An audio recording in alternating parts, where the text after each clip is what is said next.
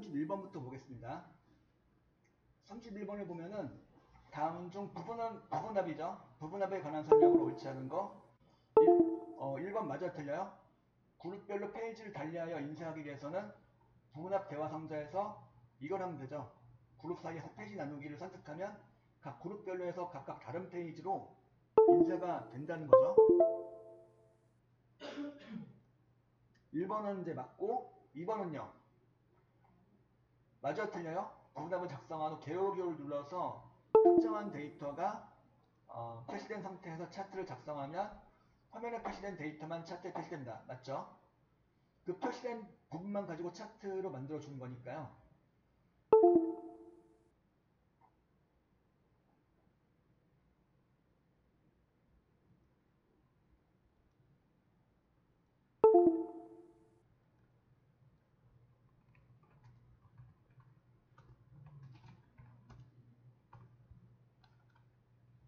그 다음에 이제 그 3번 보면은 구분합을 실행하기 전에 그룹을 원하는 필드를 기준으로 정렬되어 있어야 올바른 결과를 얻을 수 있다. 맞죠? 정렬이 먼저 되어 있어야지 올바른 부분합 결과를 얻을 수가 있는 거죠. 다 맞는 내용이고 4번은 뭐라고 써놨죠? 여러 함수를 이용하여 부분합을 작성하려면 두 번째부터 실행되는 부분합 대화 상자에서 이거를 체크를 해야 돼요. 새로운 값으로 대치가 반드시 체크되어 있으면 어떻게 돼요? 앞에 구해놨던 부분합이 없어지는 거죠. 그러니까 두 번째로 구하는 부분합의 내용으로 대치가 돼버리는 거죠. 그래서 반드시 선택되어 있는 게 아니고 반드시 해제가 되어 있어야 되는 거죠. 선택이 아니라 해제가 되어 있어야지 중적 부분합을 갖다가 할 수 있다는 얘기죠. 예를 들어 합계를 구하고 그 다음 평균을 구한다 했을 때 합계를 구해놓은 상태에서 평균 추가로 구한다 그랬을 때 평균을 구할 때 뭘 해주셔야 돼요? 마지막에 새로운 값으로 대치 항목 체크를 갖다가 선택이 아니고 풀어놔야 돼요. 그래야지 중적 부분합을 구할 수가 있는 거죠. 31번 답은 그래서 몇 번? 4번이 되는 거죠.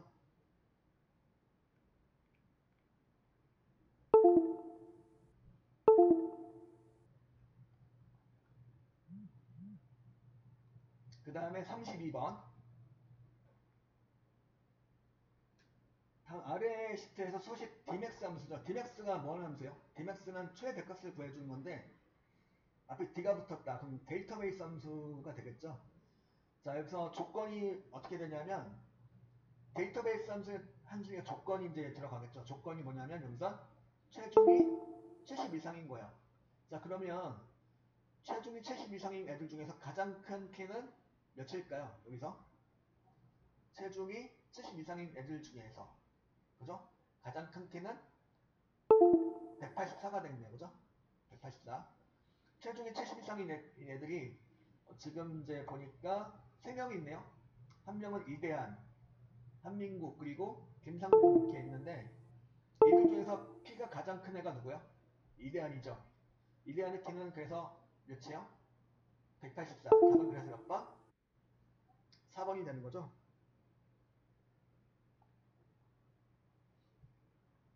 32번 답은 4번. 그 다음에 33번. 요거는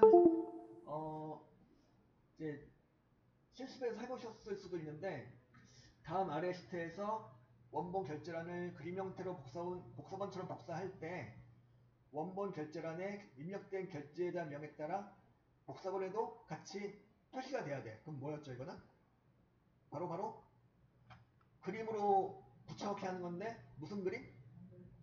예, 연결된 그림으로 붙여넣기를 해주시는 거죠. 즉 연결할 그림 붙여넣기를 해주는 작업이죠. 그래서 연결할 그림 붙여넣기를 가장 잘 설명한 내용은 바로 몇 번일까요? 그래서 2번이 되는 거죠. 연결된 그림을 선택한다.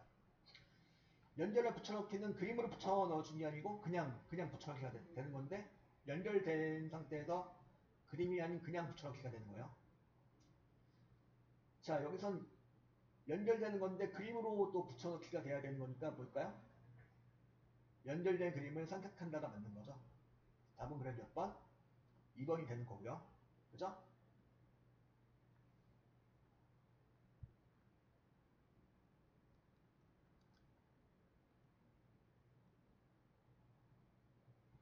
그 그 다음에 34번 34번을 보면은 다음 중 조건부 서식에 대한 설명으로 옳지 않은 것은, 그죠?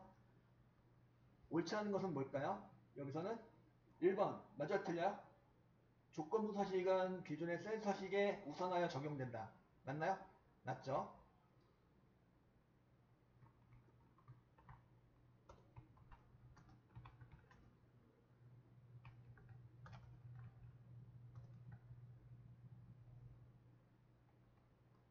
그 다음에 이제 2번 보면은 맞아 틀려 이건? 조건부 서식의 규칙을 서식으로 입력할 경우에는 서식 앞에 등호를 반드시 입력해야 되겠죠. 2번도 맞고, 그 다음 3번은 조건부 서식 규칙으로 설정된 해당 셀의 값들이 변경되어 규칙을 만족하지 않더라도 이미 적용된 서식은 해제가 되지 않던가요? 해제가 되었죠. 그죠? 해당 사항이 없으면 그 규칙에 맞지 않는 내용으로 바뀌면은 서식이 해제가 됩니다. 자동으로. 그래서 답은 일단 3번이 되겠네요. 그죠?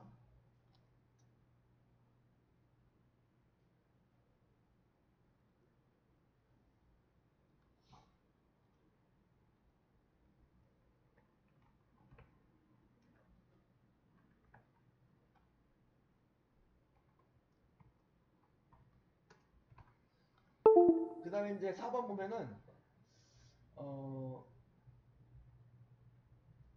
조건부 서식이 서로 충돌하는 경우에는 목록에서 순서가 더 높은 규칙이 적용되고 목록에서 순서가 더 아래에 있는 규칙은 적용되지 않는다. 충돌하는 경우에는 이런다는 얘기죠. 충돌하지 않는 경우는 그냥 다 적용되고 충돌하는 경우에는 우선순위가 높은 애가 더 규칙이 적용된다는 거고요. 그죠? 4번도 그래서 맞는 내용이 되겠고요. 그래서 답은 일단 3번, 그죠? 34번 답은 3번이 되는 거예요. 그 다음에 35번. 요거는 이제 if 함수하고 and or를 같이 써주신 내용인데 지금 보니까 다음 중 아래 워크시트에서 직무가 90 이상이거나 국사 상식이 모두 80점 이상이면 평가의 통과를 표시하고 그렇지 않으면 공백을 표시하는 if 셀의 함수식으로 옳은 것은, 자, 직무가 90 이상이거나 라고 나와줘야 되니까 뭐가 나와줘야 되죠? if하고 and가 나와줘야 돼요? or이 나와줘야 돼요?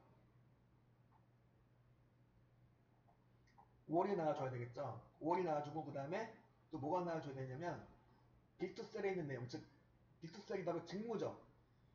직무가 90 이상이거나 라고 해야 되는 거니까 빅투셀에 있는 내용이 90 이상이거나, 그리고 또 무엇인 거죠? 국사 상식이 모두 80점 이상인 거니까 그 다음에 이제 90 해놓고 쉼표 찍고 AND가 나오는 거네요. 그래서 국사 상식이 모두 80점 이상이다. 그러니까 즉 국사도 80 이상이고 상식도 80 이상이다. 이거를 여기에 적용되면, 여기 해당되면은 뭐가 되는 거냐면 통과가 된다 이거죠. 그리고 5월의 결과가 true가 나온다면은 통과가 되는 거고, 그렇지 않으면 공백으로 하겠다. 공백은 큰 덤표 두 개를 찍어주시는 거죠. 그래서 30가 가장 잘 작성된 식은 무엇일까요? 그래서 3번이 되는 거죠. 그죠? 35번 답은 3번이 되는 거예요.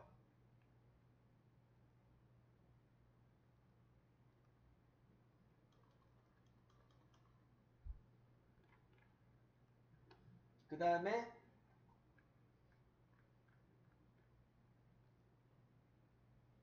36번 36번 36번을 보면 다음 중 페이지 나누기에 대한 설명으로 옳지 않은 것은, 자, 1번 페이지 나누기는 워크시트를 인쇄할 수 있도록 페이지 단위로 나누는 구분선이다.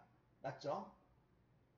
그리고 페이지 나누기 미리 보기 상태에서 마우스로 페이지 나누기 구분선을 클릭하여 끌면은 페이지를 나눌 위치를 조정할 수 있다. 자, 제가 이걸 갖다가 얘를 갖다가 페이지 나누기로 한번 해볼게요. 여기 보기 탭에서 페이지 나누기 미리 보기 해가지고 보겠습니다. 한번 보니까 이렇게 페이지가 나눠진다는 소리인데 요 선을 드래그 할 수가 있어요. 드래그해서 이렇게 나눠진 선의 위치를 갖다가 조정할 수 있어요. 이렇게. 아니면 여기서 여기 파선이 나왔는데 파선은 자동으로 들어가는 선을 말하는 건데 이 파선을 또 드래그 해가지고 페이지가 분할되는 위치를 또 변경할 수도 있고 드래그 앤 드롭 해가지고 이건 무슨 보기 상태? 이 보기 상태가 보기 탭에 페이지 나누기 미리 보기 상태가 되고 여기서 이제 구문서를 갖다가 조절할 수 있다 없다? 있다는 거죠. 그래서 2번도 그래서 맞는 내용이고 페이지 나누기 미리 보기 상태에서 파선은 자동 페이지 나누기. 그러니까 알아서 얘가 넣어준 선을 말하는 거죠.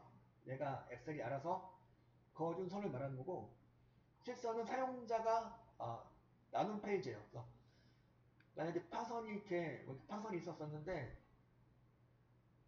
파선을 드래그하면 실선으로 바뀌고 다시 여기서 제가 여기쯤에 다시 페이지 레이아웃 탭에서 페이지 나누기 또 했어. 또 하니까 선이 나눠졌죠. 나눠지면서 사용자가 직접 나눠준 선은 무엇으로 되는 거냐면 파선이 아니고 실선으로 들어가는 거죠. 사용자가 직접 그어준 선. 여기 페이지 레이아웃에 나누기 등을 이용해서 나눠준 선을 말하는 거예요.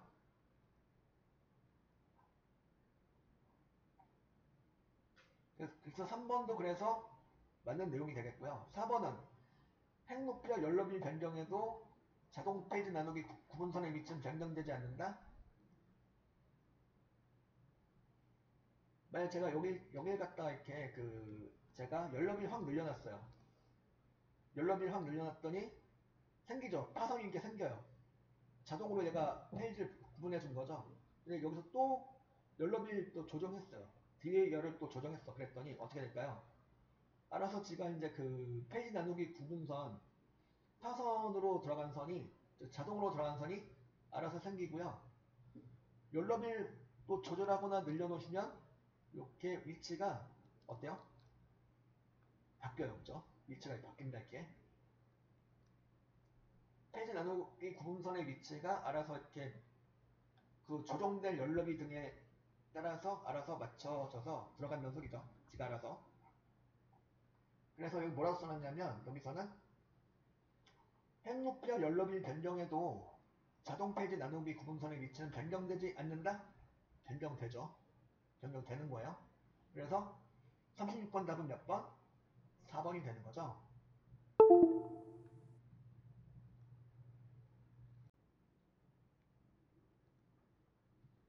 자, 37번 문제를 보시죠. 37번 문제는 다음 중 머리글 편집과 바닥글 편집에서 명령 단추와 기능의 연결이 옳지 않은 것은? 자, 이거는 어디 나오는 내용이었죠?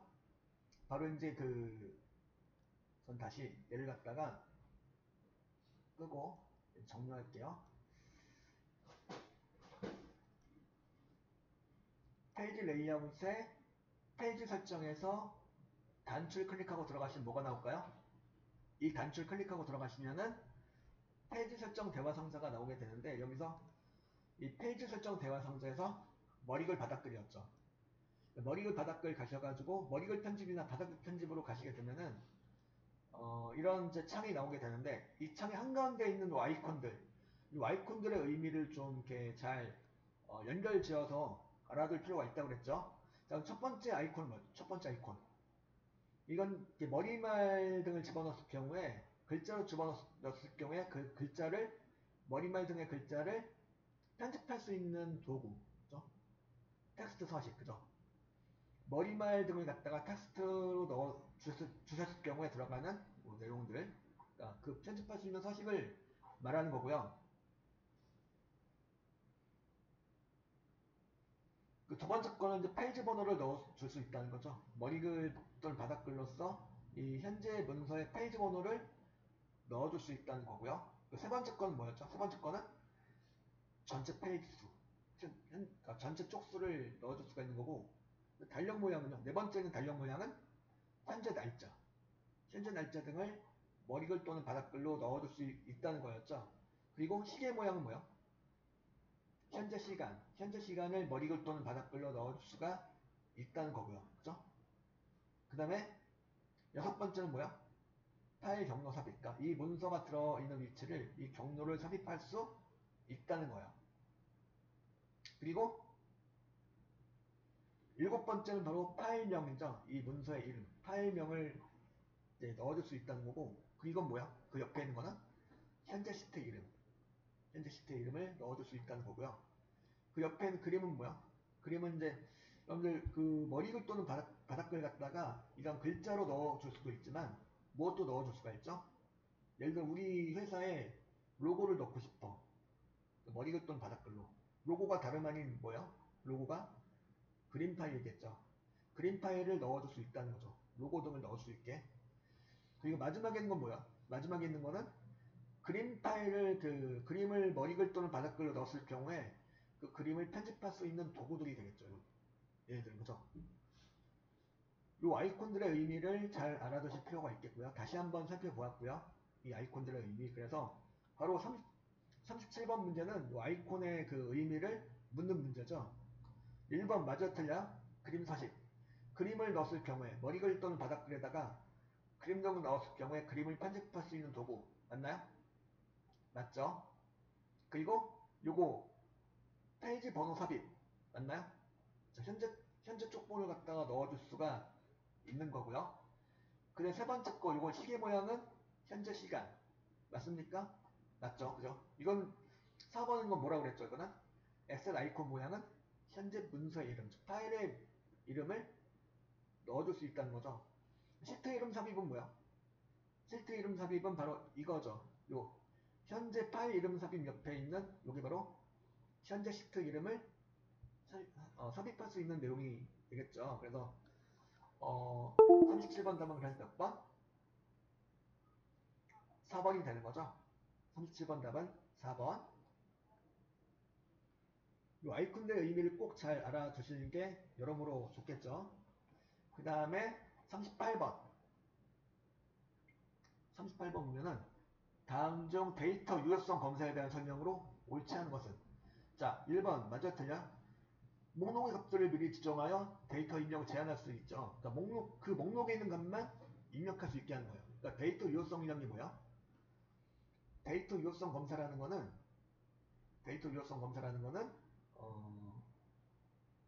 입력할 수 있는 값의 범위 등을 제한해가지고 그 값만 입력할 수 있도록 해주는 걸 말하는 거죠. 그죠? 그 중에 보면 목록의 값들로 해줄 수 있는 내용이 있었죠. 그리고 유효성 조건 변경 시 변경 내용을 범위로 지정된 모든 셀에 적용할 수 있겠죠. 그 유효성 조건이 변경됐다. 그 변경된 내용을 똑같이 범위로 지정된 모든 셀에 적용을 할 수가 당연히 있겠고요. 입력할 수 있는 정수의 범위를 제한할 수가 있죠. 자, 요거는 이제 유효성 검사를 들어가 보면은 자, 여기쯤에다 유효성 검사를 하겠다. 데이터 탭에 유효성 검사로 가가지고 데이터 유효성 검사로 가가지고 제한 대상 가셔가지고 뭐 목록으로 했다. 목록의 범위를 조정할 수 있고 또한 그죠? 나중에 그 다시 들어가서 좀 내용이 바뀌었어. 제한한 내용을 좀 변경했다. 그 내용도 마찬가지로 선택된 모든 셀에 대해서 다 예를 들어서 여기 잡고 한다.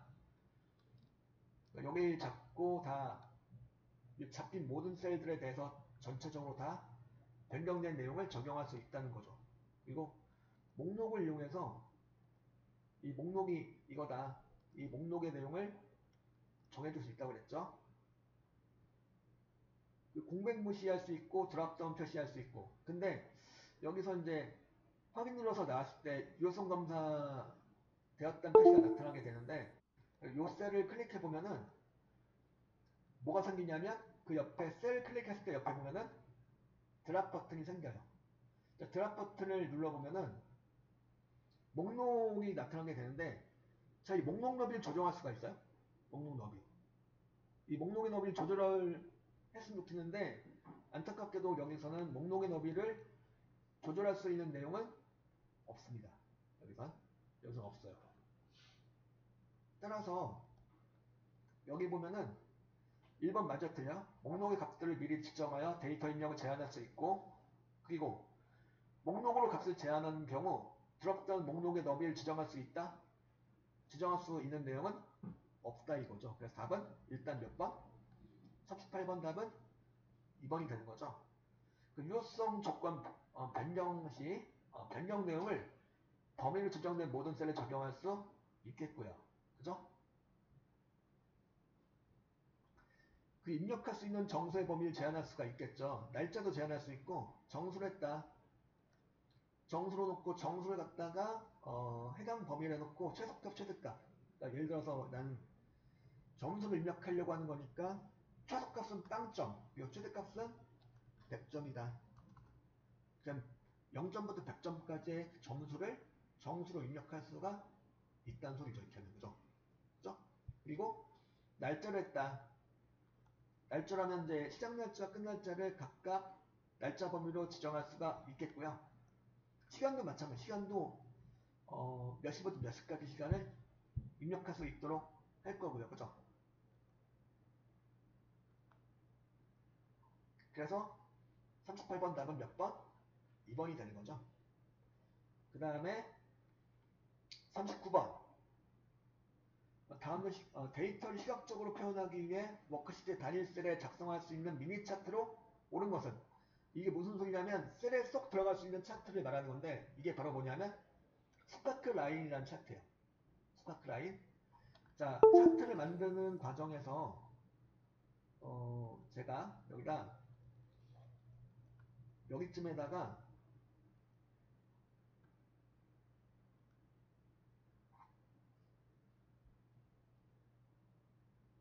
여기 이제 그 리듬 체조 경기 성적을 가지고 여기쯤에다가 스파크라인을 넣고 싶은데, 일단은 이제 N 3셀에다가 이렇게 클릭하고 스파크라인 한번 넣어보겠습니다. 여기 보면 삽입 탭에 보면은 차트 그룹 옆에 보면은 스파크라인이라고, 스파크라인에서 꺾은 선형을 선택했다.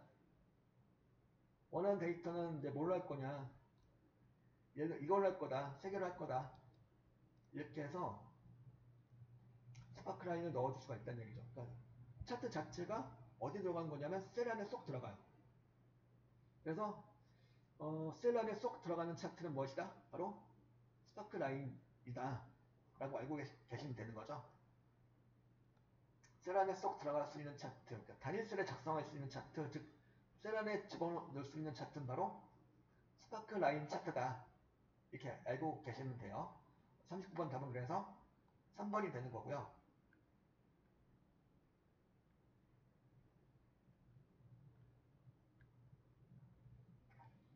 마지막 40번 문제. 다음 중 잘못된 인수나 키 연산자를 사용했을 때 나타나는 오류로 옳은 것은? 자, 일단 1번은 뭐에 관한 설명일까요? 1번 어떤 경우에 나오는 오류요? div/0은 바로 나누기를 0으로 했을 때, 혹은 나누기를 빈셀로 했을 때 나올 수 있는 오류가 되는 거죠. 나누기 0으로 하면 당연히 오류가 나온 건데, 제가 여기 갖다 빈셀로 한번 나누기 해볼게요. 98이라는 데이터를 갖다가 나누기하고 빈셀로 나눠볼게요. n5셀은 빈셀이죠. n5셀에는 값이 아무것도 없어. 그럼 여기 뭐가 되는 거냐면, 이렇게 빈셀로 나눠주셔도 0으로 나누는 것과 같은 0으로 나눴다라고 이렇게 얘가 간주하는 거죠. 그래서 오류가 div/0 오류가 나오게 되는 거죠. 1번은 그 오류고, 바로 답은 2번이 되는 거죠. 잘못된 인수나 p 연산자를 사용했을 때, 즉 숫자가 들어가야 되는데 문자를 집어넣었다, 그랬을 때 나올 수 있는 오류가 되는 거죠. 밸류는 예를 들어서 이제 거기다 91 더하기 뭔가를 더해줘야 되는데 4를 더해주는데 4를 갖다가 숫자로 쓴 게 아니고 문자 4를 썼어. 뭐 일반적으로 이제 이렇게 하는데 91에다 4를 더하려고 하고 있구나, 그래서 95가 되는 건데, 여기서 엑셀은 그렇지 않죠. 4를 갖다 여기서 더하기를 해주는 수치를 데이터를 갖다 무조건 수치로 해줘야 돼요. 문자가 아니고. 그래서 잘못된 인수를 사용한 거죠. 잘못된 인수를 사용해서 숫자가 들어갈 자리인데 문자를 사용해서 이렇게 에러가 났더라 하는 거죠. 그리고 네임 오류는 뭐예요? 네임 오류는 여러 가지 경우에 네임 오류가 뜰 수가 있는데, 예를 들어서 함수 이름은 잘못 썼어요.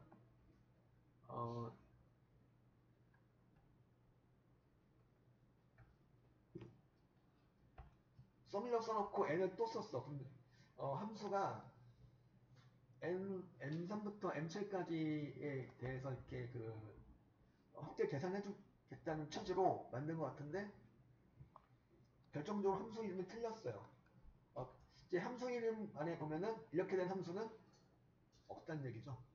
내가 이제 함수를 만들 수도 있는데, 함수를 만들면 몰라도 어쨌든 기본적으로 엑셀에 내장되어 있는 함수에는 이런 함수는 없다는 얘기죠. 이렇게 스펠링이 이렇게 생긴 함수는 없다는 얘기예요. 그래서 함수명을 잘못 썼다거나 아니면 엔드 연산자 이용해서 묶어주려고 하는데, 결과에 대해서 이제 보통은 이렇게 점자 명자를 붙이게 되는데, 점자 붙일 때 큰 덤표 붙이게 되는 거죠. 이럴 땐 뭐가 되는 거냐면 94점 이렇게 나오게 되는데요. 이 점자 앞뒤로 큰 덤표를 생략한 거죠. 큰 덤표 생략한 거예요. 그래서 이런 경우에도 점이란 글자를 인식할 수 없다라는 의미로 네임 오류가 나오게 된다는 거고요. 그리고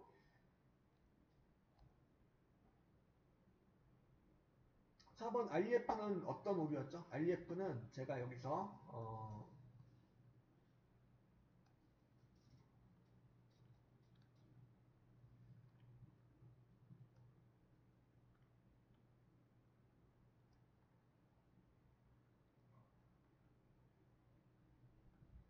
여기서 합점을 구하려고 하는데 H컵을 이용해서 구하는 건데요.